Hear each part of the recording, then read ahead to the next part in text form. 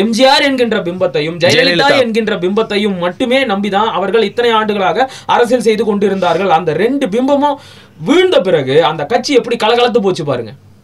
சூரிய ஒளி இருக்கும் போது டார்ச் லைட் தூக்கி போட்டு இப்ப எங்க போய் நிக்கிறாரு? யார விமர்சிச்சாரோ அதே திமுக கிட்ட போய் நிக்கிறாரு. அப்ப உன்னை நம்பி ஓட்டு போட்டான்ல அந்த 3 விழுக்காடு மக்கள். கொஞ்ச நாளைக்கு முன்னாடி ரஜினியை சந்திச்சு சங்கீனா நண்பன், அதுக்கப்புறம் நிர்மலா சீதாராமனை சந்திச்சதா சொல்லப்பட்ட ஒரு குற்றச்சாட்டு, அண்ணாமலை கூட ஒரே மேடை ஏறுறது, அதுக்கப்புறம் மாமா நயினார் நாகேந்திரன், இந்த விஷயம் நான் சொல்றப்போ வந்து அவர் ஒரு மேலே எல்லாருக்கூடையும் ஒரு அரவணைச்சு அரசியல் தாண்டி சகோதர பாசமா இருக்கணும் அப்படின்ற ஒரு இது பார்த்தாலும் ஈஸியா அந்த முத்திரை குத்துரும். என்னங்க அது வந்து தவிர்க்கவே முடியாத ஒரு விஷயமா இருக்கு. வாய்ப்பெல்லாம் கொடுத்துறாரு. ஓப்பனா கேக்குறேங்க, நான் கேள்வி கேட்கறது ஒன்றும் தப்பு இல்லையே.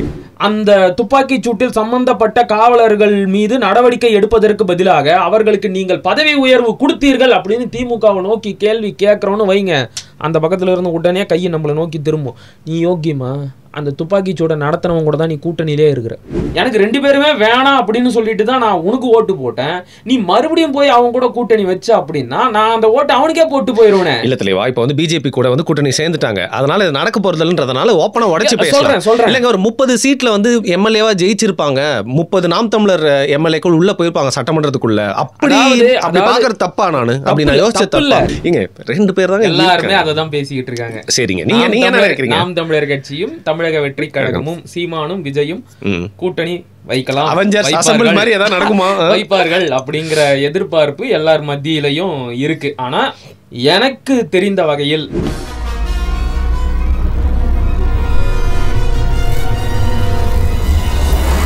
வணக்கம், வருண் டாக்ஸ்ல இன்னைக்கு என்னுடைய ரெகுலர் கெஸ்ட் நண்பர் மகிழன் அவர்கள் வந்திருக்காரு. ஸோ மகிழன் அவர்கள்கிட்ட வந்து பார்த்தீங்கன்னா வந்து மாதத்துக்கு ஒரு வாட்டியாவது நம்ம பேசணுங்க உட்காந்து, ஏதாவது ஒரு விஷயம் இருக்குது நம்ம. ஏன்னா ஒருத்தர்கிட்டையும் பேசும்போது ஒரு ஃப்ளேவர் ஆஃப் ஐடியாஸ், தாட்ஸ், அவங்களோட ஆன்சர்ஸ்லாம் வந்து வரும். அந்த வகையில் வந்து மகிழன் அவர்கள்கிட்ட வந்து மாதத்துக்கு ஒரு வாட்டியாவது ஏதாவது ஒரு இஷ்யூ இருக்குல்ல, ஸோ அது அவர்கிட்ட எது கேட்டால் கரெக்டாக இருக்கும், அவர் எது வந்து சொன்னால் கரெக்டாக இருக்கும், அவர்கிட்ட பேசுறதுக்கு இந்த இஷ்யூ தான் கரெக்டுன்னு நினைக்கிறப்போ அவர் நான் கூப்பிட்டுருவேன், அவரும் வந்துடுவார். மிக்க நன்றி அப்படி வந்ததுக்கு, தேங்க்யூ. இப்போ நீங்கள் வந்து பார்த்தீங்கன்னா ஒரு கருத்தையும் வந்து நெட்ரிகன் சேனலில் வந்து தினம் தினம் வந்து தமிழ் தேசிய சார்பில் உங்களோட நம்பிக்கைகளை பற்றி பேசிகிட்டு இருக்கீங்க. இப்போ எனக்கு வந்து அந்த தமிழ் தேசிய ஒரு பார்வை மட்டும் இல்லாமல் மகிழன் அஸ் அன் இண்டிவிஜுவல் அரசியலை தொடர்ந்து ஒரு பார்வையாளராக இருக்கக்கூடிய நீங்கள் உங்களோட அப்சர்வன்ஸ் வந்து நான் தெரிஞ்சுக்கணும் அப்படின்னு நினைக்கிறேன். ஏன்னா இந்த ஒரு வாரத்தில் போன மாதம் நம்ம மீட் பண்ணோம், ஞாபகம் அந்த யுவராஜ். மிக்க நன்றி ஃபர்ஸ்ட் ஆஃப் ஆல். அந்த நீங்கள் அந்த காணொலி பேசினதுக்கு பல பேர் அதை பற்றி பேசவே இல்லை, பேசினதுக்கு நம்மளை திட்டினாங்க. இருந்தாலும் நம்ம கண்டுக்கவே இல்லை. இல்லை, எனக்கு ரொம்ப சந்தோஷம் அது நம்ம பேசினது. இருந்தாலும் வந்து பார்த்தீங்கன்னா இன்னைக்கு இந்த ஒரு மாதத்தில் இந்த ஒரு வாரத்தில் என்ன சேஞ்ச் ஆயிருக்குன்னா பாஜக அண்ட் அதிமுகவோட கூட்டணி வந்து நடந்திருக்கு. ஸோ ஒரு ஈக்குவேஷனில் வந்து பார்த்தீங்கன்னா ஒரு பெரிய கொஸ்டின் மார்க் இருந்துச்சுல்ல, அது இப்போ வந்து கொஞ்சம் முடிஞ்சிருக்கு அப்படின்னு நினைக்கிறேன். ஏன்னா திமுகவோட கூட்டணி அப்படி தான் இருக்க போதுன்னு தெரியுது. காங்கிரஸ், விடுதலை சிறுத்தைகள், கம்யூனிஸ்ட் கட்சிகள் எல்லாருமே அவங்க கூட தொடர போகிறாரு, ஏன் வேல்முருகனும் தொடர போகிறாரு அப்படிங்கிறத நம்ம வந்து பார்க்குறோம். அதிமுக வந்து நான் நினச்சேன் நாம் தமிழர் கட்சி கூட வந்து கரம் கோர்த்து திமுகவை வீழ்த்தும் சில சமரசங்கள் செஞ்சு அப்படின்னு நான் நினச்சேன். ஓகேவா, நான் அதிமுக ஆதரவானன் இல்லை, தொடர்ந்து ஒரு கட்சி ஆட்சியில் இருக்கக்கூடாது அப்படிங்கிறத வந்து நான் ரொம்ப நம்புகிறேன். அதுவும் திமுக இப்போ வந்து ரொம்ப நாங்கள் தான் இருக்கோம், ஒரு ஹெட் வெயிட்டில் இருக்க மாதிரி இருக்குது. அதனால் திமுக ஆட்சி இந்த வாட்டி முடிஞ்சு அவங்களுக்கு ஒரு சின்ன ரெஸ்ட் கொடுக்கணும் அப்படின்னு நான் நினைக்கிறேன். அந்த வகையில் இன்றைக்கி நாம் தமிழர் கட்சி அதிமுக கூட சேர்ந்து பயணிக்காது, ஏன்னா ஏன் வாய்ப்பில்லை ராஜா தான். ஏன்னா இந்த காலகட்டத்திலும் பிஜேபி கூட சேர்ந்து நாம் தமிழர் கட்சி பயணிக்காது அப்படிங்கிறது என்னோட பார்வையாக இருக்குது. இப்போ இருக்கிறது பஸ் ஸ்டாண்டில் எல்லாருமே பஸ் ஏறி போயிட்டாங்க. பஸ் ஸ்டாண்டில் யார் நிற்கிறா பார்த்தா ஒரு பக்கம் அண்ணன் நிற்கிறார், இன்னொரு பக்கம் அவர் தம்பி நிற்கிறாரு. இந்த நேரத்தில் நான் ஏதோ வந்து சூசகமாக சொல்ல வரலாம் நீங்கள் நினைக்காதீங்க. இங்க 2 பேர் தான் எல்லாருமே அதை தான் பேசிக்கிட்டு இருக்காங்க. சரிங்க, நீங்க என்ன நினைக்கிறீங்க? நாம் தமிழர் கட்சியும் தமிழக வெற்றி கழகமும் சீமானும் விஜயும் கூட்டணி வைக்கலாம், வைப்பார்கள் அப்படிங்கிற எதிர்பார்ப்பு எல்லார் மத்தியிலையும் இருக்கு. ஆனா எனக்கு தெரிந்த வகையில், அதாவது நான் வந்து ஒரு தமிழ் தேசியவாதியாக நாம் தமிழர் கட்சியின் தீவிர ஆதரவாளன் என்கின்ற முறையில் எனக்கு தெரிஞ்சதை சொல்றேன். அதற்கான வாய்ப்புகள் 99% கிடையாது, 99.999 விழுக்காடு கிடையாது. ஏன் அப்படிங்கிறதுக்கான காரணத்தை நான் விரிவாக பாயிண்ட் பை பாயிண்டாக சொல்கிறேன். முதல்ல வந்து என்ன பேசப்பட்டது அப்படின்னா, கொஞ்ச நாளைக்கு முன்னாடி அதிமுகவுடன் பாஜக சேர்வதற்கு முன்னாடி ஒரு கருத்து ஓடுச்சு. அதிமுக வந்து நாம் தமிழர், தாவேக, பாமக இன்னும் பலரையும் இணைத்து ஒரு புதிய கூட்டணியை உருவாக்கணும், அதை வச்சு வந்து திமுகவை வீழ்த்தணும் அப்படிங்கிற கருத்து இருந்துச்சு. ஆனா அதுக்கு வாய்ப்பே கிடையாது.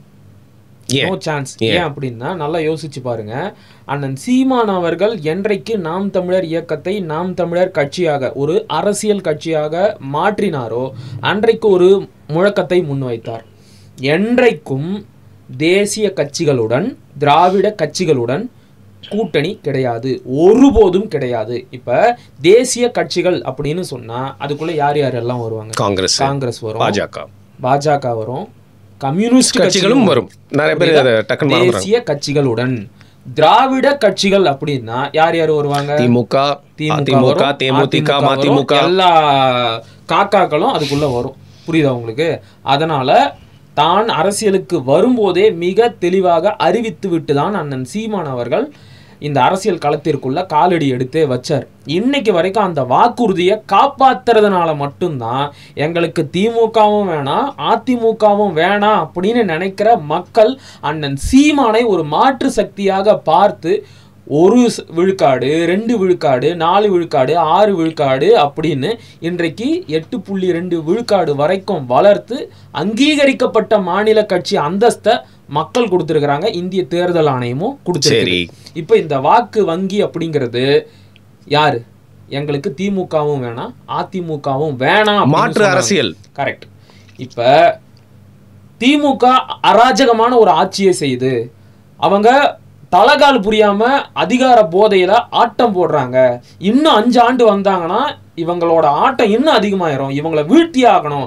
அதனால சீமான் கொஞ்சம் காம்ப்ரமைஸ் பண்ணிக்கிட்டு அதிமுக கூட போகணும், அதிமுக கூட கூட்டணி வைக்கணும் அப்படின்னு சொல்றாங்க தெரியுமா? அது கிட்டத்தட்ட தன்னைத்தானே அழித்து கொள்கின்ற ஒரு செயலா போய் முடிஞ்சிரும். ஒருவேளை அண்ணன் கூட்டணி வைக்கிறாருன்னு வைங்க, அண்ணனுக்கு இந்த வாக்கு இருக்கு தெரியுமா, அவ்வளவுதான், மறுபடியும் டிக்ளைன் ஆயிருக்கும்ன்றீங்களா? ஆமா, எனக்கு 2 பேருமே வேணாம் அப்படின்னு சொல்லிட்டு தான் நான் உனக்கு ஓட்டு போட்டேன். நீ மறுபடியும் போய் அவங்க கூட கூட்டணி வச்ச அப்படின்னா நான் அந்த ஓட்டு அவனுக்கே போட்டு போயிருவேன். இல்ல தலைவா, இப்போ பிஜேபி கூட கூட்டணி சேர்ந்துட்டாங்க, அதனால இது நடக்க போறதுன்றதுனால ஓப்பனா உடைச்சு பேசலாம். இல்லைங்க, ஒரு 30 சீட்ல எம்எல்ஏவா ஜெயிச்சிருப்பாங்க, 30 நாம் தமிழர் எம்எல்ஏக்கள் உள்ள போயிருப்பாங்க சட்டமன்றத்துக்குள்ள. அப்படி பாக்குறது தப்பா? நானு அப்படி நான் யோசிச்ச தப்பா? அதுக்காக சங்கிங்க கூட நான் போய் சேரணும்னு சொல்லவே இல்லை. சங்கிங்க கூட என்னைக்குமே சேர்ந்துருக்கூடாது. எனக்கு வருணை பத்தியும் தெரியும், இந்த கருத்தை வலியுறுத்திய நபர்களை பற்றியும் தெரியும். அவங்க யாருமே சங்கிங்க கிடையாதுங்கிறது எனக்கு உறுதியா தெரியும். ஆனா இந்த விஷயங்கள்ல இருக்கிற சில நுட்பமான உட்கூறுகளை நான் விலக்கி சொல்லணும்னு நினைக்கிறேன். அது மட்டும் கொஞ்சம் கவனமா கேளுங்க. இப்ப நாம அதிமுக கூட கூட்டணி வச்சிருந்தா நீங்க சொல்ற மாதிரி 30 இடங்களை வெற்றி பெற்று இருக்க முடியும். 30, 10, 5 எதோ வேணும்னாலும் இருக்கட்டும், இடங்களை வெற்றி பெறுவீர்கள். உங்கள் கொள்கை என்ன ஆகும்? நீங்கள் கொடுத்த வாக்குறுதி என்ன ஆகும்? இன்னைக்கு அரசியல்வாதிகள் அப்படின்னாலே மக்கள் மத்தியில எண்ணம் ஓடிக்கிட்டு இருக்கு. சமரசமாயிருவாங்க. கொடுத்த வாக்குறுதியை காப்பாற்ற மாட்டாங்க. தேர்தல் நேரத்துல ஒண்ணு பேசுவாங்க, வெற்றி பெற்று ஆட்சிக்கு வந்தா அதையெல்லாம் காத்துல பறக்க விட்டுட்டு இவங்க இஷ்டத்துக்கு என்னென்னமோ பண்ணுவாங்க, மக்களை ஏமாத்துவாங்க, மக்களை வஞ்சிப்பாங்க, சமரசம் பண்ணிக்குவாங்க, கொள்கையை கைவிட்டுடுவாங்க அப்படிங்கிற எண்ணம் இருக்கா? அதை அண்ணனும் செஞ்ச மாதிரி ஆயிடும். ஆக அற்ப வெற்றிக்காக என்னுடைய நிரந்தர வெற்றியை நான் இழக்க தயாரில்லைன்னு அண்ணன் சீமான் அவர்கள் அறிவித்து விட்டார். இது ஒண்ணு. கொள்கையை விட்டு கொடுத்துட்டு வெறும் வெற்றிக்காக மட்டும் அதிமுகவுடன் கூட்டணி வைத்தால் நான் இத்தனை ஆண்டுகளாக பேசி வந்த அரசியலுக்கு சமரசமே இல்லாமல் களத்தில் போராடிய ஒரு உன்னதமான தலைவனை என்னுடைய கட்சிக்கான தலைவராக நான் அறிவிச்சிருக்கிறேன். அதுக்கெல்லாம் எந்த ஒரு பொருளுமே இல்லாமல் போயிடும். புரியுதா உங்களுக்கு? ஸோ இங்கே அதிகாரமும் பதவியும் மட்டும் முக்கியம் கிடையாது, கொள்கை முக்கியம். கொள்கை இருந்தால் மட்டும்தான் உங்களால் தொடர்ந்து சஸ்டெயின் பண்ண முடியும். ஏன் நம்மளை மாற்றா பார்க்குறான் அப்படின்னா நம்மக்கிட்ட இருக்கிற கொள்கையும் கூட அதுக்கு முக்கியமான காரணம். அதை விட்டுட்டு இந்த சமரசத்துக்கு போக முடியாது. 2வது கூட்டணி வைக்கிறோன்னே வைங்க, சரி ஓகேவா, வச்சிட்டோம். இப்போ மக்கள் மத்தியில் இந்த அதிருப்தி என்ன வரும்? இவனுங்க 2 பேரும் வேணாம் அப்படின்னு சொல்லிட்டு தானே உனக்கு ஓட்டு போட்டேன், மறுபடியும் போய் நீ அங்கே சேரனா நான் அவனுக்கே ஓட்டு போட்டிருப்பாங்களா? ஏங்க அப்போ நான் ஒன்று கேட்குறேன், மக்களுக்கு என்னங்க காசு வாங்கி தானே ஓட்டு போடுறாங்க நிறைய பேர். அதனால தான் நாம் தமிழர் கட்சினா இப்போ நீங்கள ஜெயிக்க வச்சாங்களா 2 எலெக்ஷன்ல? எல்லாத்தையுமே காசு மட்டுமே ட்ரிவன் பண்ணிடாது, அதையும் நம்ம மனசுல வச்சுக்கணும். நான் சொல்றேன், இந்த காசு விஷயத்துக்கு நான் பதில் சொல்றேன். இப்போ அதிமுகவோட கூட்டணி வச்சிட்டீங்க, நாளைக்கு உங்களை நோக்கி ஒரு கேள்வி வரும். நீங்க திமுகவை விமர்சனம் பண்ணி ஒரு கேள்வி கேட்குறீங்க. தூத்துக்குடி துப்பாக்கி சூட்டில் ஈடுபட்ட காவலர்கள் மீது நடவடிக்கை எடுக்க வேண்டும், துறை ரீதியான நடவடிக்கை எடுக்கணும் அப்படின்னு சொல்லி அருணா ஜெகதீசன் ஆணையம் கொடுத்த அறிக்கையில் குறிப்பிடப்பட்டிருந்தது. அந்த அறிக்கையில் குறிப்பிடப்பட்டிருந்த எந்த ஒரு அரசு அதிகாரி மீதும் துறை ரீதியான நடவடிக்கை எடுக்கவில்லை. அந்த துப்பாக்கி சூட்டில் சம்பந்தப்பட்ட காவலர்கள் மீது நடவடிக்கை எடுப்பதற்கு பதிலாக அவர்களுக்கு நீங்கள் பதவி உயர்வு கொடுத்தீர்கள் அப்படின்னு திமுகவை நோக்கி கேள்வி கேட்குறோன்னு வைங்க, அந்த பக்கத்தில் இருந்து உடனே கையை நம்மளை நோக்கி திரும்பும். நீ யோக்கியமா அந்த துப்பாக்கி சூட்டை நடத்தினவங்க கூட தான் நீ கூட்டணியிலே இருக்கிற. திருப்பி அவங்க தான் போய் இவங்களும் சேர்ந்துருக்காங்க. இப்போ வருமா வராதா? அரசியலில் 1000 நெருக்கடிகள் வரும். கடந்த 15 ஆண்டுகளாக அண்ணன் சீமான் அவர்கள் சந்திக்காத நெருக்கடி இல்லை. அடுத்த 5 ஆண்டுகள் திமுக வெற்றி பெற்று ஆட்சி அமைக்கும் போது இதைவிட 100 மடங்கு 1000 மடங்கு நெருக்கடிகள் வரும் என்பது நம்மை விட அண்ணன் சீமானுக்கு நன்றாகவே தெரியும். இந்த நெருக்கடிகளுக்கு பயந்து நான் போய் சமரசம் பண்ணிக்கிட்டு நாம் இப்போ அதிகாரத்துக்கு போயிடுவோம், திமுகவை இப்போ வரவிடாம பார்த்துக்கிட்டா போதும், ஒண்ணுமே இருக்காது நமக்கு. மறுபடியும் நம்ம பின்னோக்கி போயிடும். இப்படி சொல்லும் போது என்ன தோணுதுன்னா, சீமான் அவர்களோட வீட்டு கேட்ல வந்து ஒரு காவலர் எப்படி நடந்துட்டாரு, அதே அண்ணாமலை முன்னாடி எப்படி இதை விட மோசமா கூட நடக்கும். எல்லாத்தையும் நம்ம சந்திச்சுதான் வலிமையானது இல்ல. நீங்க வந்து அதுக்காக உங்களுடைய கொள்கையை விட்டுட்டு போய் சமரசம் செஞ்சுக்கிட்டு பதவி அடைஞ்சு நான் வந்து என்னை பாதுகாத்துக்கிட்டா போதும் அப்படின்னு நினைக்க கூடாது. எனக்கு இப்படிப்பட்ட ஜனநாயக விரோதமான ஒரு செயல் நடந்திருக்கு அப்படிங்கிறத, எனக்கு நடந்த அநீதியை மக்கள் மத்தியில எடுத்து சொல்லணும். ஒரு காவலர் என்னுடைய வீட்டில் வந்து இப்படி ஒரு அநியாயத்தை செஞ்சுட்டு போயிருக்கிறாரு பாருங்கன்னு மக்களுக்கு எடுத்து சொல்லுங்க. மக்களுக்கு அந்த நியாயம் புரியும் போது உங்ககிட்டயே அதிகாரம், முழு அதிகாரத்தையும் கொடுத்துருவாங்க. அன்றைக்கு நீங்க முறை தவறி நடந்த இந்த காவல் அதிகாரிகள் மீது என்ன நடவடிக்கை வேணும்னாலும் எடுங்க. அதற்கே உங்க கட்சியை விட்டு வச்சிருப்பாங்கன்னு நினைக்கிறீங்களா? நீங்க எல்லா போராட்டத்தையும் சந்திச்சுதாங்க வரணும். அதைத்தானே தெளிவா சொல்றேன். கடந்த 15 ஆண்டுகளாக நாம் தமிழர் கட்சி சந்திக்காத நெருக்கடியா?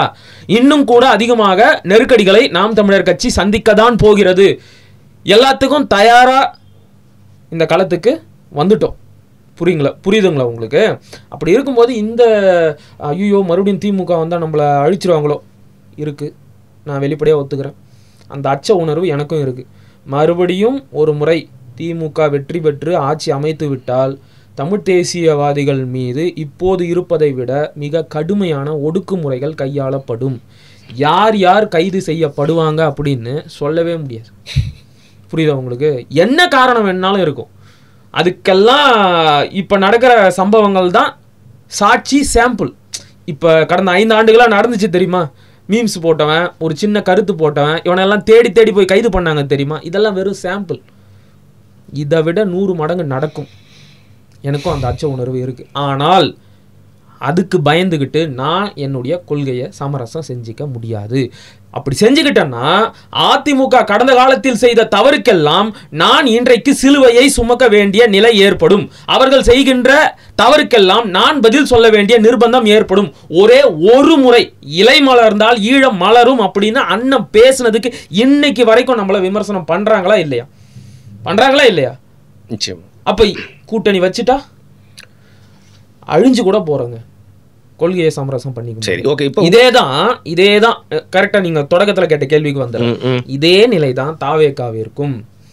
முதல்ல அவங்களுக்கு கொள்கையில ஒரு தெளிவே இல்லை. தமிழ் தேசியத்தையும் திராவிடத்தையும் சேனல் வச்சிருக்கீங்க. ஒற்றைக்கண் நாங்க பிரச்சனையா இருக்க போதா உங்களுக்கு? அது அப்படியே நெற்றிக்கண் அப்படிங்கறது 2 கண்ணையும் தாண்டி மேல இருக்கிற கண். அந்த கண் எல்லாத்தையும் பார்க்கும். புரியுதா உங்களுக்கு? உனக்கு கொள்கையிலே தெளிவில்லை. அது எப்படி உனக்கு என்ன சொல்லுவாங்களே, ஏதோ சொல்லுவாங்களே சக்கரை பொங்கலுக்கு வடகரி அப்படிங்கிற மாதிரி தமிழ் தேசியமும் திராவிடமும் எப்படி 2 கண்ணா இருக்க முடியும்? எப்படி 2 ஒண்ணா இருக்க முடியும்? எனக்கு புரியலையே. கொள்கையிலேயே தெளிவில்லாத ஒருத்தரோட நாம் எப்படி கூட்டணி வைக்க முடியும்? சரி, ஓகே, அப்படியே வைக்கிறோன்னே வச்சுக்கோங்க. ஒரு காமன் மினிமம் ப்ரோக்ராம் போட்டு நீங்கள் வந்து பரவாயில்ல, உங்கள் கொள்கையை நீங்கள் ஒரு பக்கம் பேசுங்க, நாங்கள் வந்து எங்கள் கொள்கையை ஒரு பக்கம் பேசுகிறோம், நாம் 2 பேரும் இணைஞ்சு திமுகவுக்கு டஃப் கொடுப்போம் அப்படின்னு பேசிக்கிறோன்னு வைங்க. இதுவும் கொள்கையை சமரசம் பண்ணுறதுக்கு தான் ஈடாகும். சரி, அது கூட பெரிய விஷயம் இல்லை. ஏன்னா ஏதோ ஒரு கண்ணில் தமிழ் தேசியம் இருக்குன்னு எடுத்துக்கலாம். அவர் பண்ண தப்புக்கு நாங்கள் ஏன் பதில் சொல்லணும்? இல்லை, நான் அதை எப்படி பார்க்குறேன்னு மட்டும் சொல்லிடுறேன். நீங்கள் சொன்ன இந்த பாயிண்ட்டுக்கு மட்டும், இந்த சைடு வந்து பார்த்தீங்கன்னா தமிழ் தேசியம் வெல்லணும்னு வந்திருக்கிற ஒரு பெரிய படை சீமானவர்களோட பேச்சால் ஈர்க்கப்பட்டு தமிழ் தேசிய அரசியல் எடுத்திருக்காங்கன்னு வச்சுக்கோங்க. இந்த பக்கம் வந்து பார்த்தீங்கன்னா விஜய் அப்படிங்கிற ஒரு பெரிய நடிகர், அவருக்கு பின்னாடி இருக்க பெரிய இளைஞர் கூட்டம். ஸோ இந்த பூவோட சேர்ந்து நாரும் மணக்கும் அப்படிங்கிற மாதிரி இவங்களும் ஒரு பெரிய சக்தியாக ஒரு நம்பராக இருக்காங்க. அப்படிங்கிற பட்சத்தில் 2 பேரும் சேர்ந்து ஒரு மாற்று அரசியலுக்கான ஒரு விதையை வந்து போடுறது வந்து என்ன தப்பு இருக்குது அப்படின்னு. அதாவது நீங்கள் சொன்ன மாதிரி வெறும் நடிக பிம்பத்தை மட்டுமே வச்சுக்கிட்டு தான் தனக்கு பின்னாடி இருக்கிற தொண்டர் படையை வந்து விஜய் அவர்கள் நடத்திக்கிட்டு இருக்கிறாரு. அவங்கள அரசியல் படுத்தணும் அப்படிங்கிறதுக்கான எந்த ஒரு முன்னெடுப்பு 1.5 வருஷத்துலலாம் எப்படிங்க படுத்த முடியும்? அப்போ பொறுமையாக காத்துக்கிட்டு இருக்குங்க. சமூகத்தில் நடக்கிற எல்லா பிரச்சனைக்கும் நீங்க ஒரு ஐடியாலஜிக்கல் ஸ்டாண்ட் எடுத்து உங்களுடைய கருத்துக்களை தெரிவிங்க. எதுக்கு எடுத்தாலும் ஒரு அறிக்கையை வெளியிடுறீங்க. அதுல என்ன ஐடியாலஜிக்கல் தெளிவு இருக்கு? உங்களுடைய கொள்கை இதுதான் அப்படிங்கிறத உங்களுடைய அறிக்கைகளும் உங்களுடைய கருத்துக்களும் வெளிப்படுத்தணும். அப்படி எதுவுமே எனக்கு தெரியலையே. சும்மா ஏதோ பேசணுமே, நானும் அறிக்கை விடணுமே, ஒரு பொது மனநிலையில இருந்து இது தப்பா இருக்கு, இது இந்த சமூக மக்களுக்கு எதிராக இருக்கு அப்படிங்கிற துணியில மட்டும்தானே இருக்கு. இப்ப அண்ணன் சீமான் ஒரு கண்டன அறிக்கையை வெளியிடுறாருன்னு வைங்க, இது தமிழ் தேசிய இனத்திற்கு எதிரான ஒரு நடவடிக்கை அப்படிங்கிற ஒரு வார்த்தை அதுல வரும். அப்ப நாம அந்த இடத்துலயே அந்த அறிக்கை மூலமாக நாம என்ன புரிஞ்சுக்கலாம் அப்படின்னா, ஓகே இது தமிழ் தேசியத்தின் அடிப்படையில் வெளியிடப்பட்ட ஒரு அறிக்கை. அப்படி ஏதாச்சும் ஒரு வார்த்தையை தாவேக்கா வெளியிட்ட கண்டன அறிக்கையிலையோ ஆதரவு அறிக்கையிலையோ நீங்க பார்த்துருக்கிறீங்களா? ஒரு ஐடியாலஜிக்கல் தெளிவு இல்லை. உங்களுடைய நடிக பிம்பத்தை மட்டுமே வைத்து ஒரு கூட்டத்தை உருவாக்கி வச்சிருக்கிறீங்க. என்றைக்குமே இந்த ரசிகர் கூட்டத்தால நாட்டுக்கும் சரி மக்களுக்கும் சரி தனிப்பட்ட ஒரு மனிதனுக்கும் சரி எந்த ஒரு முன்னேற்றமும் ஏற்படாது. நான் தான் ஏற்கனவே ஒரு வரலாறை பார்த்துட்டேனே. எம்ஜிஆரை நம்பி போன கூட்டம் இன்னைக்கு எப்படி மோசமா இருக்குன்றத கண்ணெதிர்க்க பார்த்துட்டோம்ல. பச்சை குத்திட்டு பல பேர் திமுக இருக்காங்க. ஐடியாலஜி தெளிவில்லாத ஒரு கூட்டம். இப்ப 1000 முரண்பாடு இருக்கட்டும், பேசுறதுக்கு கொள்கைன்னு ஒண்ணு திமுகவில் இருக்க. அவ்வளவு முரண்பாடுகளும் அவ்வளவு தவறான கருத்துக்களும் அங்க இருந்தாலும் சமூக நீதி திராவிடம் அப்படின்னு ஏதோ ஒண்ணு பேசுறான். ஆனா இங்க பேருக்கு மட்டும்தான் திராவிடம் இருக்கு அண்ணா திமுக. மற்றபடி எம்ஜிஆர் என்கின்ற பிம்பத்தையும் ஜெயலலிதா என்கின்ற பிம்பத்தையும் மட்டுமே நம்பிதான் அவர்கள் இத்தனை ஆண்டுகளாக அரசியல் செய்து கொண்டிருந்தார்கள். அந்த 2 பிம்பமும் வீழ்ந்த பிறகு அந்த கட்சி எப்படி கலகலத்து போச்சு பாருங்க. புரியுதா உங்களுக்கு? ஆனா அதே இடத்துல ஒரு தெளிவான ஸ்ட்ராங்கான ஐடியாலஜி மட்டும் இருந்துச்சுன்னு வைங்க, அந்த கட்சி இன்னும் கூட கொஞ்சம் ஸ்ட்ராங்கா நகர்ந்திருக்கும். என்னைக்குமே ஃபேஸ் வேல்யூவை விட ஐடியாலஜியை முன்னெடுக்கிற தனிப்பட்ட நபருக்கு வேல்யூ ஜாஸ்தி. புரியுதா உங்களுக்கு? அப்ப எம்ஜிஆர் மாதிரியான ஒரு அரசியல் தெளிவற்ற கூட்டத்தை தான் விஜய் அவர்களும் உருவாக்க பார்க்கிறார். கேப்ரியல் இது இன்னும் தெளிவா கேப்ரியல் தேவதாஸ். ஆமா, அந்த கேப்ரியல் அதை இன்னும் தெளிவுபடுத்துவார். நீங்க 2019 நாடாளுமன்ற தேர்தலை எடுத்துக்கோங்க. நாம் தமிழர் கட்சி ஒரு பெரும் பாய்ச்சலுக்கு தயாரான காலகட்டம். அது மக்கள் எல்லோருமே பரவாயில்லப்பா சொன்ன சொல்ல மீறாம தனிச்சே நிக்கிறாங்க, நிறைய விஷயங்களை புதுசா பேசுறாங்க அப்படின்னு எல்லாம் நம்மளை நோக்கி திரும்பி கொண்டு இருந்த நேரம் அது. கரெக்டா அதுக்கு உள்ள பூந்து கெடுக்கிற மாதிரி ஒருத்தர் வந்தாரு. யாரு? கமலஹாசன். பிரிக்கிறது 3% எடுத்துட்டு வந்தாரு. டிவியை பார்த்தாரு. அந்த டிவியை தூக்கி போட்டு ரிமோட் எல்லாம் தூக்கி சொல்றான், சூரிய ஒளி இருக்கும் போது டார்ச் லைட் தூக்கி போட்டு இப்ப எங்க போய் நிக்கிறாரு? யாரை விமர்சிச்சாரோ அதே திமுக கிட்ட போய் நிக்கிறாரு. அப்ப உன்னை நம்பி ஓட்டு போட்டான்ல அந்த 3 விழுக்காடு மக்கள், அவங்களுக்கு நீங்க துரோகம் தானே செஞ்சிருக்கிறீங்க. அன்றைக்கு தமிழ் தேசியத்திற்கு என்ன சொல்றது, ஒரு வாக்கு வங்கி உருவாயிடக்கூடாது அப்படிங்கிறதுக்காக கமலஹாசனை யாரோ சிலர் இறக்கி விட்டாங்க. இன்னைக்கு விஜயை இறக்கி விட்டுருக்காங்க. என்றைக்கெல்லாம் நாம் தமிழர் கட்சி ஒரு பெரும் பாய்ச்சலுக்கு தயாராகிறதோ அன்றைக்கெல்லாம் மாற்று சக்தி, நாங்களும் மாற்று அப்படின்னு ஒரு ப்ராக்சி கூட்டம் உள்ள இறங்கும். 2016 நாம் தமிழர் கட்சி தன்னுடைய முதல் சட்டமன்ற தேர்தலை சந்தித்தது. அந்த காலகட்டத்தில் மக்கள் நல கூட்டணி அப்படின்னு ஒரு விளங்காத கூட்டணி உருவாச்சு. ஞாபகம் இருக்கா? இன்னைக்கு அந்த கூட்டணி அமைச்சவங்க எல்லாம் எங்க இருக்கிறாங்க? திமுக கூட இருக்கிறாங்க. 2019 அடுத்த கட்ட பாய்ச்சலுக்கு நாம் தமிழர் கட்சி தயாராச்சு. நான் உங்களுக்கு தெளிவா சொல்றேன் வருண் ப்ரோ, அந்த தேர்தலில் மட்டும் கமலஹாசன் வராம போயிருந்தாருன்னு வச்சுக்கோங்க, ஒருவேளை நாம் தமிழர் கட்சி 2019 அங்கீகரிக்கப்பட்ட கட்சியாக மாறி இருக்கும். அதற்கான வாய்ப்புகள் இருந்துச்சு. அன்றைக்கு களம் அப்படிதான் இருந்துச்சு. பிராக்டிகல் தான். நீங்க கற்பனையில பேசுறீங்க. இல்ல, நான் 2019 இருந்து அந்த களத்தை கவனிக்கிறேன். நான் இன்னும் கூட ஒரு விஷயத்த சொல்றேன், நான் யாருக்கும் சொன்னது இல்லை. திருச்சியில கமலஹாசன் அவர்கள் மக்கள் நீதி மையத்தோட மாநாடு நடத்தினார் நாடாளுமன்ற தேர்தலுக்கு முன்னாடி. நான் போய் அங்க பார்த்துட்டு வந்தேன். கமலை பார்க்கணும் அப்படிங்கிற விருப்பத்தினாலே போய் பார்த்தேன். அன்னைக்கு அங்க சில கொள்கைகளை எல்லாம் பேசினாங்க. சரி ரைட்டு, இது விளங்காது அப்படின்னு நினைச்சுக்கிட்டு நான் வந்துட்டேன். புரியலையா உங்களுக்கு? இல்ல பொதுவா புரியாது, ரொம்ப ஓவர் பில்டப்பா இருந்துச்சு. என்ன சொல்றது, நடைமுறைக்கு ஒவ்வாத சில விஷயங்களை பேசிக்கிட்டு இருந்தாங்க. இத்தனைக்கும் நான் ஒரு வேற வேலையா போனேன். ஆனா கமலை பார்க்கணும், அவரோட கட்சியை பத்தி தெரிஞ்சுக்கணுன்றதுக்காக ஊருக்கு போறவன் அதை டிராப் பண்ணிட்டு நான் பஸ்ஸை பிடிச்சி மாநாடு நடக்கிற இடத்துக்கு டேக் டைவர்ஷன் பண்ணிட்டீங்க. கீழே அவருடைய கட்சியோட பேம்ப்ளெட், அந்த மாநாடுக்காக அடிக்கப்பட்ட பேம்ப்ளெட், ஒரு நுழைவு சீட்டு, இதெல்லாம் கீழே கடந்தது. பல பேர் மிதிச்சுட்டு தான் போனாங்க. அத்தனையும் எடுத்து சேகரித்து வச்சிருக்கேன். இன்னமும் என்கிட்ட தான் இருக்கு. அந்த அளவுக்கு நானும் அதை உன்னிப்பாக கவனித்தேன். ஆனால் அப்புறம் தான் எனக்கு தெரிய வந்துச்சு, இதுவும் ஒரு போலி கூட்டம். 2019 ஒரு முட்டுக்கட்டை வந்துச்சா? 2021 மறுபடியும் அவரை வச்சு ஒரு முட்டுக்கட்டையை உருவாக்குனாங்களா? இப்போ அவர் மறுபடியும் திமுகவுக்கு போயிட்டாரா? இப்போ நாம தான் திமுக, அதிமுக, நாம் தமிழர் கட்சி ஒரு மாற்றுன்னு இருக்கும்போது இவரை இறக்கி விட்டாங்கன்றீங்களா? எனக்கு அந்த சந்தேகம் தனிப்பட்ட முறையில் உங்களோட ஒப்பீனியன் இருக்கு. எனக்கு அந்த சந்தேகம். சரி, இப்போ கடைசியா ஒரு கேள்வி கேட்க முன்னாடி அதுக்கு முன்னாடி உங்ககிட்ட ஒன்று கேட்கணும். தர்ம சங்கடமான ஒரு கேள்வி தான் அது. ஏற்கனவே தமிழ் தேசிய அரசியல் பேசுறவன, திமுகவை ஆதரிக்காதவன் எல்லாரையுமே வந்து சங்கி, பிஜேபிக்கு வேலை பார்க்குறாங்க அப்படின்னு சொல்றாங்க. இந்த நேரத்தில் வந்து பார்த்தீங்கன்னா கொஞ்ச நாளைக்கு முன்னாடி ரஜினியை சந்திச்சு சங்கினா நண்பன், அதுக்கப்புறம் நிர்மலா சீதாராமனை சந்திச்சதா சொல்லப்படுற ஒரு குற்றச்சாட்டு, அண்ணாமலை கூட ஒரே மேடை ஏறுறது, அதுக்கப்புறம் மாமா நயினார் நாகேந்திரன், இந்த விஷயம் நான் சொல்றப்போ வந்து அவர் ஒரு மேலே எல்லாருக்கூடையும் ஒரு அரவணைச்சு அரசியல் தாண்டி சகோதர பாசமாக இருக்கணும் அப்படின்ற ஒரு இது பார்த்தாலும் ஈஸியாக அந்த முத்திரை குத்துறீங்க. என்னங்க அது வந்து தவிர்க்கவே முடியாத ஒரு விஷயமா இருக்கு. வாய்ப்பெல்லாம் கொடுத்துட்றாரு. ஓப்பனாக கேட்குறேங்க. நான் எனக்கு தோன்றதை கேட்குறேன். ஒன்றும் கேள்வி கேட்கறது ஒன்றும் தப்பு இல்லையே. எனக்கு இப்படி ஒரு குற்றச்சாட்டு வைக்கிறதுல நீங்க இப்போ ஒரு சில விஷயங்களை அடுக்குனீங்கல்ல, அதுல ஒரே ஒரு திருத்தத்தை மட்டும் நான் செஞ்சுக்கிறேன். நிர்மலா சீதாராமனை சந்தித்ததாக எழுந்த குற்றச்சாட்டுன்னு சொன்னீங்க. குற்றச்சாட்டுல வதந்தி. சீமான் அவர்கள் சந்திக்கவே இல்லை, சந்திப்பு நடக்கவே இல்லை என்பதுதான் உண்மை. இப்ப நான் என்ன கேட்கிறேன்னா, உங்க கேள்வியிலேயே உங்களுக்கான பதிலும் இருக்கு. அரசியலை தாண்டி அண்ணன் சீமான் அவர்கள் அனைத்து தரப்பு அரசியல் கட்சியை சேர்ந்த தலைவர்களையும் முக்கிய நிர்வாகிகளையும் சகோதர பாசத்தோடு அழைப்பது என்பது அவருடைய வழமையான வாடிக்கையான ஒரு செயல்தான். இன்னைக்கு நேத்தா அவர் அதை பண்ணலை. புரியுதா உங்களுக்கு? தேர்தல் நேரத்துல தேர்தல் நெருங்கி வருது, பாஜக வந்து முடிஞ்ச அளவுக்கு இந்த கூட்டணியை ஸ்ட்ராங் பண்ணணும்னு நினைக்கிறாங்க. அவருக்கு நிறைய ஆஃபர் வந்துகிட்டு தான் இருக்கு. எனக்கு உறுதியா தெரியல. இந்த அதிமுக பாஜக கூட்டணியிலே அவரை சொல்றதுக்கு முயற்சி நடக்குது. ஓப்பனா சொல்றேன். ஆமா, இப்போ வரைக்கும் நான் பேசிக்கிட்டு இருக்கிற இந்த நொடி வரைக்கும் நான் வந்து உறுதிப்படுத்தப்படாத ஒரு தகவலை கேள்விப்பட்டேன். அது நடக்காம கூட போயிருக்கலாம், என்னவா வேணும்னாலும் இருக்கலாம். ஆனா நான் கேள்விப்பட்டது உங்ககிட்ட அப்படியே சொல்றேன். நடக்காம கூட போயிருக்கலாம், வதந்தி தான். பல சோர்ஸ்ல இருந்து நமக்கு வந்து சேரும்ல, அப்படி வந்த தகவல் தான். சோர்ஸ்ன்ற வார்த்தையை கேட்டு எவ்வளவு நாள் சவுக்கு சங்கர் அவர்கள் பக்கத்திலே இருக்கிறேன், கட்சியில ரொம்ப நெருக்கமா இருக்கிறேன். அப்படி யாரும் கட்சியில சொல்லல. என்ன சொன்னாங்கன்னா 1000 கோடி டெபுட்டி சிஎம் நீங்க தான், இது அண்ணனுக்கு வந்த ஆஃபர். ஒரு பக்கம் அப்படி ஆஃபர் வந்தது உண்மையா இருந்தா, அண்ணனுக்கு இந்த பக்கம் அந்த ஆஃபர், இந்த பக்கம் பல லட்சக்கணக்கான தம்பிகள், அவரையே நம்பி நிற்கிற ஒரு மாற்று சக்தி, எங்கள் அண்ணன் நம்பி நிற்கிற தம்பிகள், உறவுகள், தமிழ் மக்கள். அண்ணன் வந்து நிச்சயமாக இந்த பக்கம் போக மாட்டார்.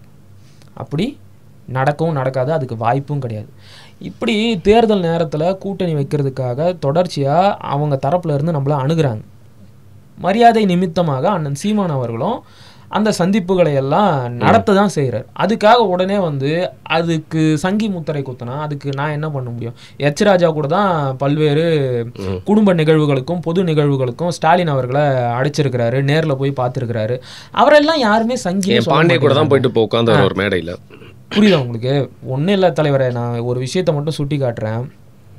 வேங்கை வயல் சம்பவம் நடந்து எத்தனை ஆண்டுகள் ஆச்சு? இன்னைக்கு வரைக்கும் அந்த மக்களை நேரில் போய் பார்க்கல ஐயா ஸ்டாலின் அவர்கள்.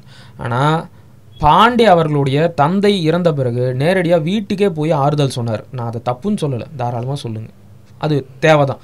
ஒரு முக்கியமான ஊடக ஆளுமை, அவருடைய தந்தை இறந்துட்டாரு, அந்த நிலையில் அவருக்கு போய் ஆறுதல் சொல்கிறத நாம் குத்தம் சொல்லலை. அண்ணன் சீமானுக்கும் கூட இந்த ஆறுதல் வந்து முதல்வர் தரப்புல இருந்து வந்து நாகரிகம். அது ஏன் நீங்கள் இங்கே போல? அன்றைக்கி யாருமே வந்து முதலமைச்சராக பார்த்து என்ன சங்கீத்தனமாக இருக்குது, நீ ஏன் வந்து பாண்டே வீட்டுக்கு போய் பார்க்குற அப்படின்னு கேட்கல. ஏன் கேட்கலன்னா, அன்றைக்கு அவருடைய மனித மாண்பை மட்டும்தான் எல்லாரும் பார்த்தாங்க, நாம் உட்பட. அதே தானே நாங்கள் எங்களுக்கும் எதிர்பார்ப்போம். அது என்ன, நாங்கள் போய் சந்திச்சிட்டா மட்டும் சங்கி சொங்கி அப்படின்னு 1008 பட்டம் வருது. சரி, ஓகே, நயினார் நாகேந்திரனை மாமா அப்படின்னு சொல்லிட்டாரு. முதலமைச்சர் ஐயா மு.க. ஸ்டாலின் அவர்கள் சட்டமன்றத்திலேயே நயினார் நாகேந்திரனுக்கு வாழ்த்து சொன்னாரு, பாஜகவோட தலைவராக நியமிக்கப்பட்டதுக்கு. அதுக்கு என்ன சொல்ல? அரசியல் மாண்புங்க. அதேதாங்க எங்களுக்கும், அதேதான் எங்களுக்கும். கட்சி தீண்டாமை கூடாதுன்னு அண்ணன் சொல்றாரு, அரசியல் தீண்டாமை கூடாதுன்னு அண்ணன் சொல்றாரு. அரசியல்ல 1000 முரண்பாடுகள் இருக்கட்டுங்க, அதுக்காக அந்த கட்சியில் இருக்கிறவங்களாம் எனக்கு வந்து உறவு இல்லைன்னு ஆயிருமா? அந்த கட்சியில் மட்டும் யார் இருக்கா? என்னுடைய சக தேசிய இனத்தை சேர்ந்தவன் தானே இருக்கிறான், என்னுடைய தமிழ் இனத்தை சேர்ந்தவன் தானே இருக்கிறான். அவங்க கூட எப்படி நான் ஒரு பகை உணர்வை வளர்த்துக்கிட்டு நான் வந்து இந்த தேசிய இன விடுதலைக்கு போராட முடியும்? ஏங்க, அண்ணன் சீமான் வந்த பிறகுதான் நாம் தமிழர் கட்சி உறவுகள் வந்து பார்த்தீங்கன்னா, உறவுகள்னு சும்மா வார்த்தைக்கு சொல்லலை, யாரை பார்த்தாலும் அண்ணன் அக்கா தம்பி தங்கச்சி மாமன் மச்சான் பங்காளி இப்படி தான் பேசிக்குவாங்க. புரியுதா உங்களுக்கு? இது வந்து பாத்தீங்கன்னா இந்த சாதி மதம் எல்லாத்தையும் கடந்து எல்லாரும் ஓர் உறவு, எல்லாரும் ஒரே இனத்தை சேர்ந்தவர்கள் அப்படிங்கிற உணர்வை கொடுக்குது. அதே தான் இங்கேயும். நீ எந்த கட்சியில வேணும்னாலும் இரு, அதுக்காக நீ தமிழன் இல்லைன்னு ஆயிர போதா? அண்ணாமலை தமிழன் இல்லைன்னு நீங்க சொல்லுவீங்களா? நயினார் நாகேந்திரன் தமிழர் இல்லை அப்படின்னு நீங்க சொல்லுவீங்களா? அதே தான். அதுக்காகத்தான் அண்ணன் வந்து அந்த உறவு முறையை வச்சு மாமா அண்ணன் தம்பி அப்படின்னு சொல்றாரு. நான் என்ன கேட்குறேன், இப்போ பாஜகவில் இருக்கின்ற தலைவர்களை பார்த்து இப்படி பேசிட்டாரு அதனால அவர் சங்கி அப்படின்னா, என்னுடைய இனத்தையே கொன்று ஒழித்த காங்கிரஸ் கட்சி, அந்த காங்கிரஸ் கட்சியின் முக்கிய நிர்வாகியாக இருக்கக்கூடிய ஐயா திருச்சி வேலுச்சாமியை என்னன்னு சொல்றாரு? மாமான்னு சொல்றாரு. இப்ப கூட ஐயா குமரி ஆனந்தன் இறந்தாரு, மிக தீவிர காங்கிரஸ். EVKS இளங்கோவனை என்ன சொன்னார்? ஐயான்னு சொன்னாரு. அவருடைய இறப்புக்கே போயிட்டு வந்தார். எவ்வளவு எதிர்ப்புகள், தம்பிகளே எதிர்ப்பு தெரிவிச்சாங்க. அவர் உடன்பாடு இல்லை அவங்களுக்கு, புரியுதா உங்களுக்கு? ஆனாலும் அண்ணன் சீமான் கிட்ட அந்த மாண்பு இருக்கும். அதாவது ஏதாவது ஒன்று பேசணும், எப்படியாவது அவர் மேல சங்கி முத்திரையா குத்தணும். இதெல்லாமே அந்த தேர்தல் நேரத்தில் வருகின்ற என்ன சொல்றது, இது எல்லாமே தேர்தலை மனதில் வைத்துக் கொண்டு கருத்துக்கள். இப்போ இதை பத்தி பேசலாம். இப்போ மனித குலத்துக்கே எதிரான ஒரு சக்தி, ஒரு கட்சியா தான் வந்து பாஜகவை நான் வந்து பாக்குறேன். அவங்க தமிழகத்துல மட்டும் இல்ல, அவங்க வந்து இந்த மாற்று கருத்து இல்ல, இந்தியாவில இருந்தே வந்து அவங்க முற்றிலுமா இல்ல கொஞ்சம் கொஞ்சமாவது அகற்றப்படணும். அது வந்து ஆனா கடவுள் கையில தான் இருக்கு. ஏன்னா ஒரு பெரிய ஒரு ப்ராஜெக்ட், 3வது வாட்டி ஆட்சியில இருந்து ரொம்ப ஸ்ட்ராங்கா இருக்காங்க. இப்போ இந்த நேரத்துல வந்து அதிமுக வந்து அவங்க கூட கூட்டணிக்கு போனது, பொருந்தா கூட்டணி. அவங்க நிறைய பேருக்கு வந்து மூஞ்சி சரியில்லை, அதெல்லாம் பாத்தீங்க. அதாவது லவ் பண்ணாத 2 பேரை கல்யாணம் பண்ணி வச்ச மாதிரி நின்று இருக்காங்க. நடுவில் வந்து சம்மந்தமே இல்லாத ஒருத்தர் கையை தூக்கிட்டு போயிட்டாரு. ஏதோ குடுமி நல்லா மாட்டிக்கிச்சோ, வேற வழி இல்லாம அந்த ஒரு பயத்துல தான் போயிட்டு திருப்பியும் மாட்டுச்சு அப்படிங்கிறது தெளிவா தெரியல. என்னைய பொறுத்த வரைக்கும் ஐயா எடப்பாடி பழனிசாமியோட கட்சி தலைமை பதவிக்கு ஒரு சின்ன ஆபத்தை பாஜக உருவாக்கு, அதை வச்சு பிடிக்கிறாங்க. ஆமா, ஐயாவுக்கு வந்து தமிழர் நலனோ தமிழ்நாட்டின் நலனோ இப்ப முக்கியம் கிடையாது. கட்சியில தன்னுடைய தலைமை பதவியை தக்க வச்சுக்கணும். அதுக்கு எதிராக வந்து பாஜக ஒரு நடவடிக்கையை எடுக்குது. உடனே அதை ஈடுகட்டணும் அப்படிங்கிறதுக்காகத்தான் இந்த கூட்டணி அமைக்கப்பட்டு இருக்கு. நான் இன்னும் கொஞ்சம் இதை விரிவாக சொல்கிறேன். உங்களுக்கே நல்லா தெரியும், சமீப காலமாக ஐயா செங்கோட்டையன் அவர்கள் வந்து ஒரு அதிருப்தியில் இருக்கிறத நம்ம எல்லாருமே பார்த்தோம். நிச்சயமா புரியுது. சட்டமன்றத்தில் கூட போய் ஐயா எடப்பாடி பழனிசாமி, அதன் பிறகு SP வேலுச்சாமி, இன்னும் பல மூத்த அதிமுகவை சேர்ந்த நிர்வாகிகள் எல்லாருமே போயிட்டு அமித்ஷாவை சந்திச்சுட்டு வந்தா, இவர் ஒரு பக்கம் மறுபடியும் தனியா போய் சந்திச்சார். நிறைய முரண்பாடுகள் இருந்துச்சா? ஏன் அந்த முரண்பாடு வந்துச்சு? யாரால அந்த முரண்பாடு உருவாக்கப்பட்டுச்சு? பாஜகவால். பாஜக வந்து ஐயா செங்கோட்டையனை வச்சு, அதாவது அவரை ஒரு ட்ரம்ப் கார்டா பயன்படுத்தி இந்த கேமை விளையாடி முடிச்சிருக்கிறாங்க. மிகப்பெரிய அரசியல் தந்திரம் இது. அதுக்கு ஐயா எடப்பாடி பழனிசாமி பலியாயிட்டார். அவரை செங்கோட்டையனை வச்சு என்ன பண்ணியிருக்கிறாங்க அப்படின்னா, ஐயா செங்கோட்டையனுக்கு ஒரு எண்ணம் இருந்துச்சு. EPS வந்து தலைமையேற்ற உடனே OPS வெளியே அனுப்பிட்டார். சசிகலா, TTV தினகரன் இவங்க எல்லாரும் வெளியேறிட்டாங்க. இதனால தென் மண்டலத்துல அதிமுகவோட ஓட் பேங்க்ல மிகப்பெரிய சரிவு ஏற்பட்டுடுச்சு. குறிப்பிட்ட சமூகத்தின் வாக்கு வந்து அதிமுக பக்கம் வரல. இதனால கட்சி வந்து தென் மண்டலத்தை கலகலத்து போயிடுச்சு. இப்ப இவங்களை எல்லாம் ஒருங்கிணைக்கணும் அப்படின்னா ஐயா செங்கோட்டையனுக்கு ஒரு எண்ணம் இருந்துச்சு. 1. 2வது, அவருக்கு கொடுக்கப்பட்ட அசைன்மெண்ட் இல்லைனா ஆசை வார்த்தைகள் அப்படின்னு சொல்லலாம். நீங்கள் வந்து எம்ஜிஆர் காலத்தில் இருந்து கட்சியில் இருக்கிறவர், உங்களுக்கு பின்னாடி வந்தவர் தான் EPS. அவர் வந்து எப்படி கட்சியோட பொதுச் செயலாளராக ஆகலாம்? நீங்கள் கட்சியோட பொதுச் செயலாளராக ஆகுங்க, நாங்கள் ஆக்குறோம், மறுபடியும் கட்சியை ஒருங்கிணைச்சு ஸ்ட்ராங் ஆக்குங்க. ஓகே, அதேதான் தொடர்ச்சியாக வந்து அதற்கான வேலைகள் நடக்கும்போது தான் எடப்பாடி பழனிசாமி மோப்பம் முடிக்கிறாரு. என்னடா இந்த ஆள் தனியாக போகிறாரு, தனியாக குசு குசுன்னு பேசிக்கிறாரு, என்ன நடக்குது அப்படின்னு தெரியலையேன்னு உடனே ஒரு கட்டத்தில் வெளிப்படையாக தெரிஞ்சு போச்சு. ஓஹோ, நம்மளோட தலைமை பதவிக்கு ஆபத்து வந்துருச்சு போல. உங்களுக்கே நல்லா தெரியும், பல பேரை வெளியே அனுப்பிட்டு பல போராட்டங்களுக்கு பிறகுதான் ஐயா EPS அவர்கள் தன்னுடைய அதிமுகவின் பொதுச் செயலாளர் என்கின்ற அந்த தக்க வச்சிருக்கிறாரு. அதுக்கே ஒரு ஆபத்து வருது அப்படின்னா வேணாம். அப்பேற்பட்ட பாஜக வெறுப்பு நமக்கு தேவையில்லை, நானே வந்து சரண்டர் ஆயிடுறேன் அப்படின்னு சொல்லிட்டு பாஜக கிட்ட போய் சரண்டர் ஆயிட்டார். தவழ்ந்து வந்தவன் நினைச்சியாடா?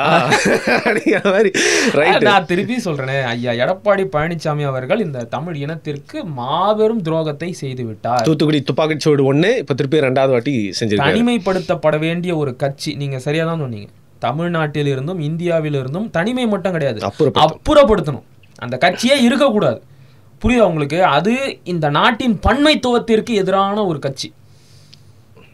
அப்படிப்பட்ட ஒரு கட்சியை தமிழ்நாட்டில் வளர்வதற்கான வாய்ப்பை ஏற்படுத்தி கொடுத்ததில் ஐயா எடப்பாடிக்கு மிக முக்கிய பங்கு இருக்கு. அது மாபெரும் துரோகம், அதை ஏத்துக்கவே முடியாது. ஐயா இன்னும் கொஞ்சம் முயற்சி பண்ணிருக்கலாம். பாமக வந்து இந்த பக்கம் வர்றதுக்கு தயாரா இருக்கு. ஏன்னா அதுக்கான சண்டை தான் இப்ப பாமகக்குள்ள நடந்துகிட்டு இருக்கு. பாமகவை இழுத்து இருக்கலாம், முடிஞ்ச அளவுக்கு விஜயை கன்வின்ஸ் பண்ணி உள்ள இழுத்து இருக்கலாம். நீங்க கவனிச்சிங்களா, அதிமுக பாஜக கூட்டணி அமைச்ச உடனே விஜய் கிட்ட இருந்து விரக்தியில ஒரு கோவம், அங்க இருந்து எம்ஜிஆர் திருட பாக்குறாரு. பாத்தீங்களா அவங்களோட ஐகான்ஸ் எம்ஜிஆர் திருட பாக்குறாரு. ஒரு அறிக்கை வருது, இது எப்படி தெரியுமா இருக்கு, சீச்சி இந்த பழம் புளிக்குது. நீ மாநாடு போட்ட அன்னைக்குல இருந்து அதிமுகவை விமர்சிக்கவே இல்லை. உன்னை நோக்கி கேட்கப்பட்ட முக்கிய கேள்விகள்ல ஒண்ணு, நீ ஏன் காங்கிரஸை விமர்சிக்கல, நீ ஏன் அதிமுகவை விமர்சிக்கல? ஏன்னா அவருக்குள்ள ஒரு எண்ணம் இருந்துச்சு, இவங்களையெல்லாம் ஒருங்கிணைச்சு ஒரு கூட்டணி வைக்கலாம் அப்படின்னு. ஆனா அது கடைசியில நடக்கலன்னு தெரிஞ்ச உடனே சீச்சி இந்த பழம் புளிக்கன்ற மாதிரி ஒரு கண்டன அறிக்கையை வெளியிட்டார். சரி, இறுதியா அவன் சொல்லுங்க, பிராடிகல்சன் கதை கேள்விப்பட்டிருப்பீங்க. ஒரு தம்பி வந்து ஊரெல்லாம் சுத்திட்டு திருப்பி வரா, அப்பா ஏத்துப்பாரு. அது மாதிரி வந்து தம்பி வந்து திருப்பியும் வந்தா அண்ணன் ஏத்துப்பாரா மாட்டாரா அப்படி ஒரு சிச்சுவேஷன் நடந்தா சொல்றேன். ஏத்துக்கிறதுல ரெண்டு பேரும் சேர்ந்து செயல்படுவாங்களா மாட்டாங்களோட தலைமையை ஏத்துக்கிட்டு வந்தா நாங்க பரிசீலிப்போம். இதையும் கூட நான் சொல்றேன், அண்ணன் என்ன பண்ணாருன்னு எனக்கு தெரியாது, பொறுத்திருந்து பார்ப்போம். மிக்க நன்றி.